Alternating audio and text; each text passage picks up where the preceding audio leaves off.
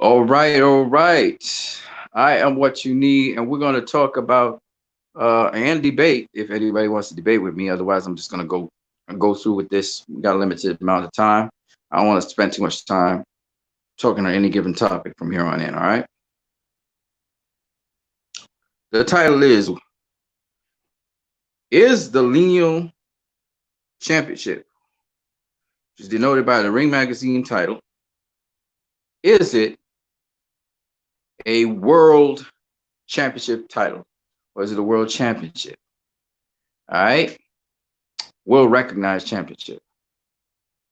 So we're going to do this debate. The link is already down in the link area, so you guys can see that link.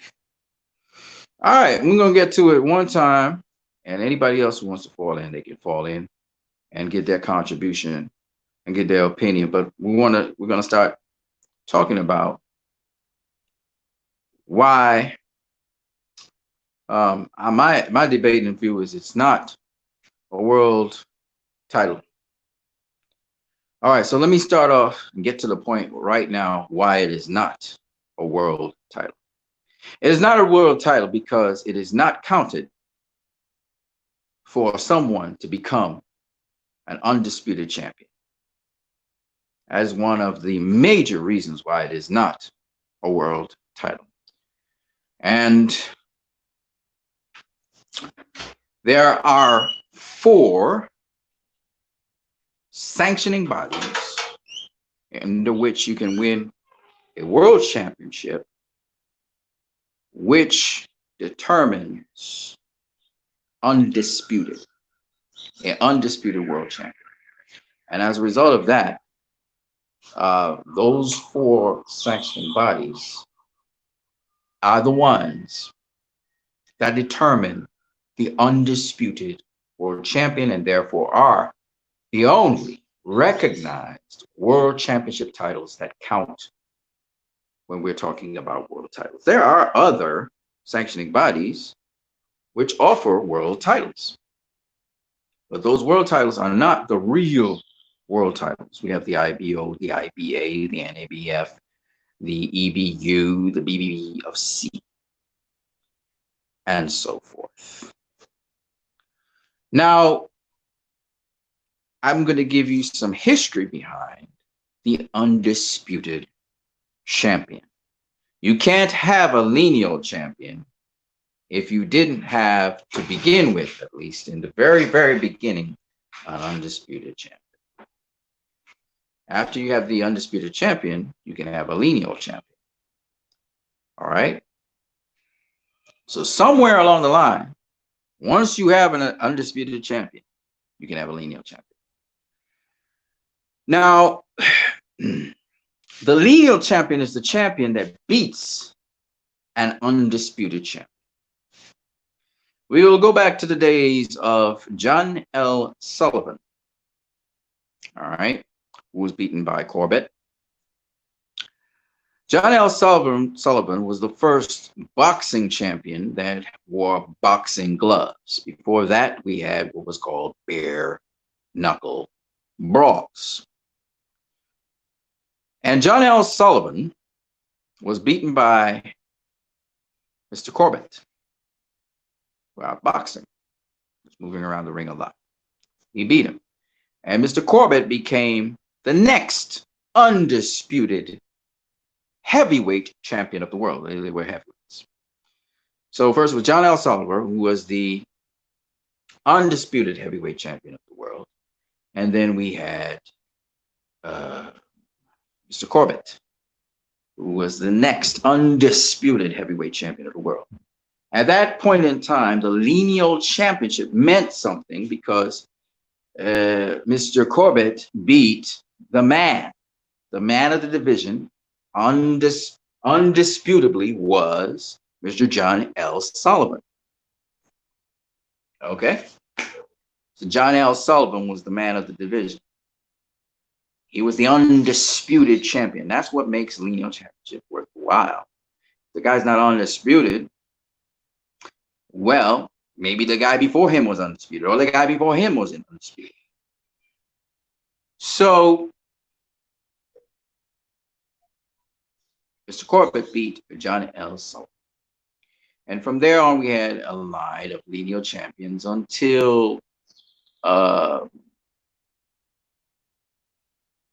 until the guy who beat Jack Dempsey. And his name now slips me. Hold on one second, I'll get his name.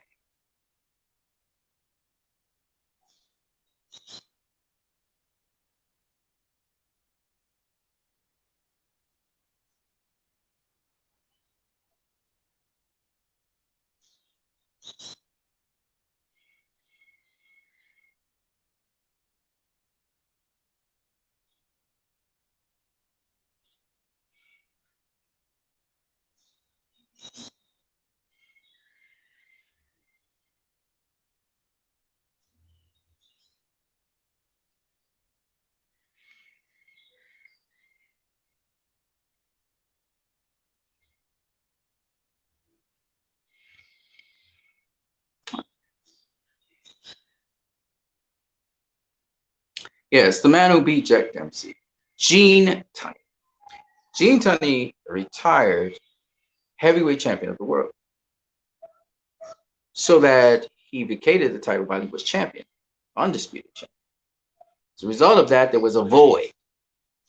No one was any longer undisputed. Therefore, there was no lineal champion. The only time there became another lineal champion was when Jack Sharkey faced Mr. Schmeling, Germany, and he beat Sharkey. And because Sharkey was, I believe, the #1 guy, Schmeling was the #2. I don't even know if they had titles. They probably didn't have titles, but they fought for the vacant title, I assume, and therefore one of them became undisputed champion as a result of that. And so whoever beat Mr. Schmeling would become undisputed and therefore lineal champion. But at that time, we had sanctioning bodies. So we had the New York State Athletic Commission, which was now a sanctioning body after 1920, when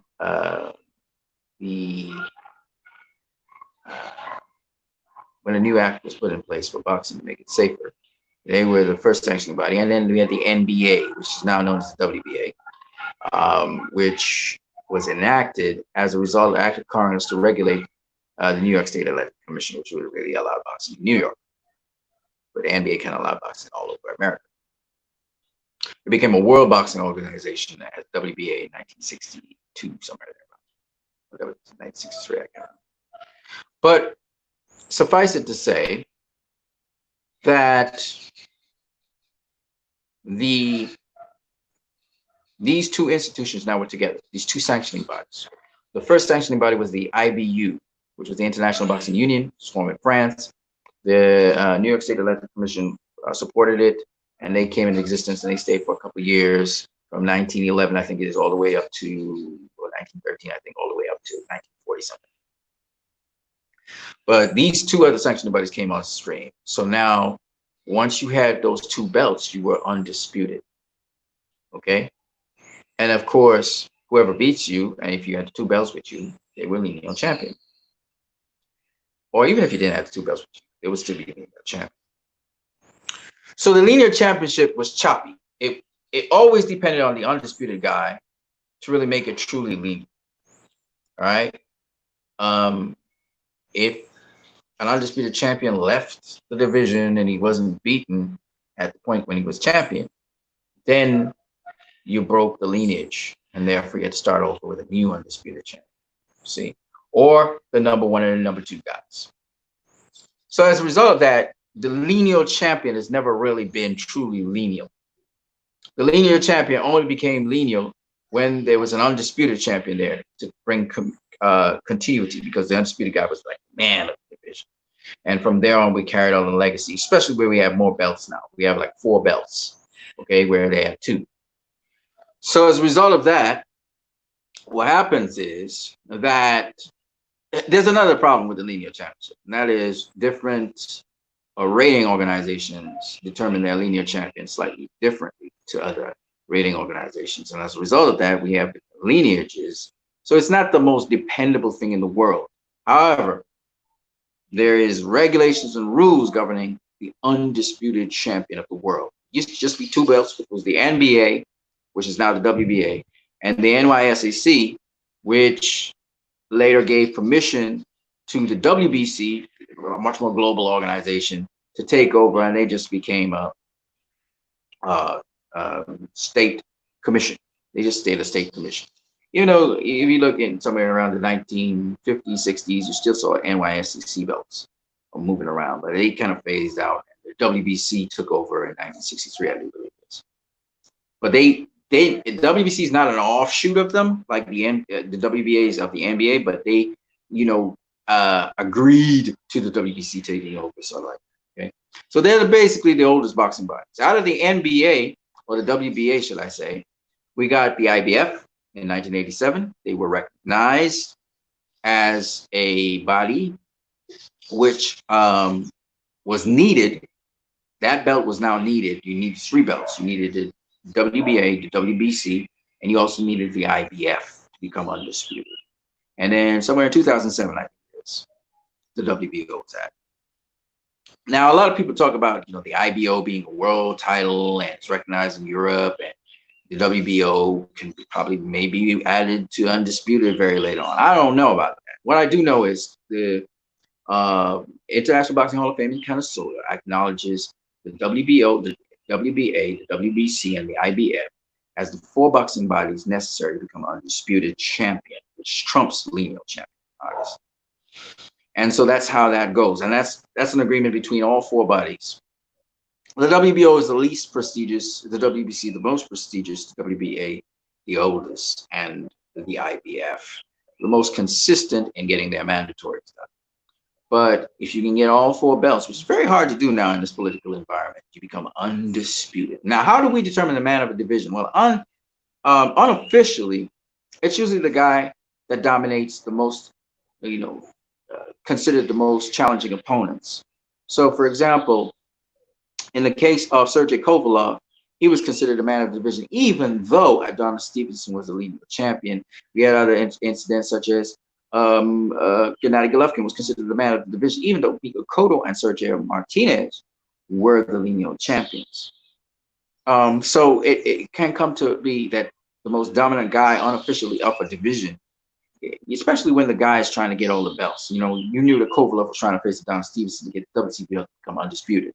We know that Triple G was trying to get all the belts to become undisputed. So in that sort of light, because the other guy just didn't agree to becoming undisputed with them, that they didn't become undisputed, and therefore you recognize him as the man of the division, the bad boy of the division. So there are different ways to unofficially look at the undisputed champion of the division, or the man of the division, not necessarily undisputed, but the man of the division. But the way to truly be established is to become undisputed, like Terrence Crawford did, like Alexander Usyk did. That's the true way to be called a man of, especially if you defend your title and beat whoever it was defending against. So that is why undisputed is seen as very highly, because that's, undisputable. Like there's no question. This is the guy, right? It's not unofficial. So for example, Carlos Baldomir being the lineal champion, he did beat the undisputed champion Zab Judah. When you look at guys like Jermaine Taylor, who beat Bernard Hopkins, and he was the last undisputed middleweight champion of the world, and then what's his name, beat him, right? Shit, I don't know why I forget these names, but the guy that beat Jermaine Taylor, he was undisputed, but then he became lineal champion. And I believe who was it that beat him? I can't remember who beat him, but he was he wasn't undisputed. I think it was lineal. All right. He beat the man, so he was lineal. He was the man, right? Now, but the point is, and that's where they trail off with the lineal thing. but not always is that the case. Sometimes there's another guy beating guys and other sanctioning bodies, just beating everybody that's at the top. Comes to you, you don't want to face, and so therefore you have to give that guy the unofficial man. He the man of the division because he be a host of champions.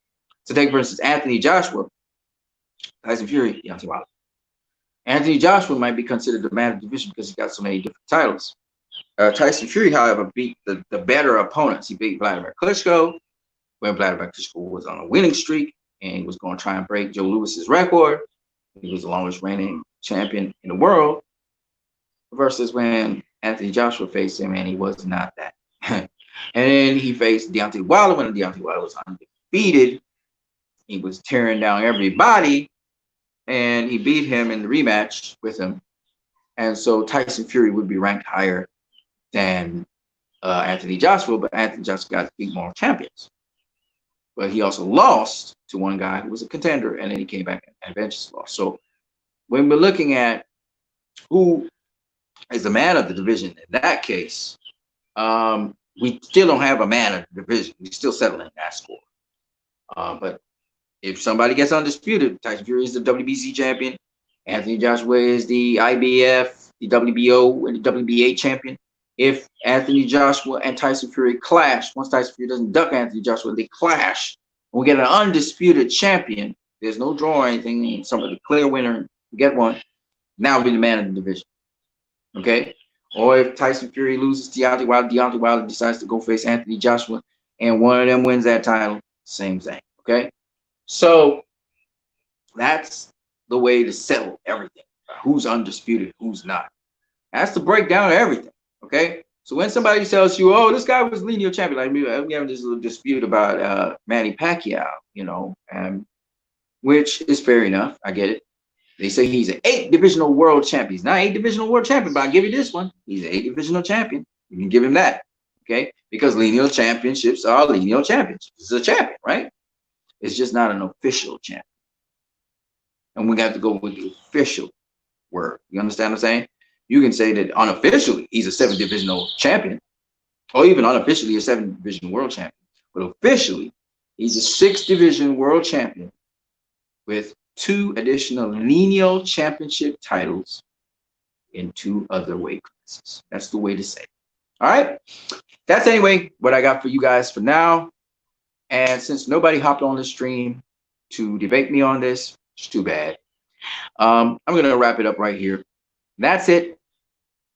I'm what you need. Peace.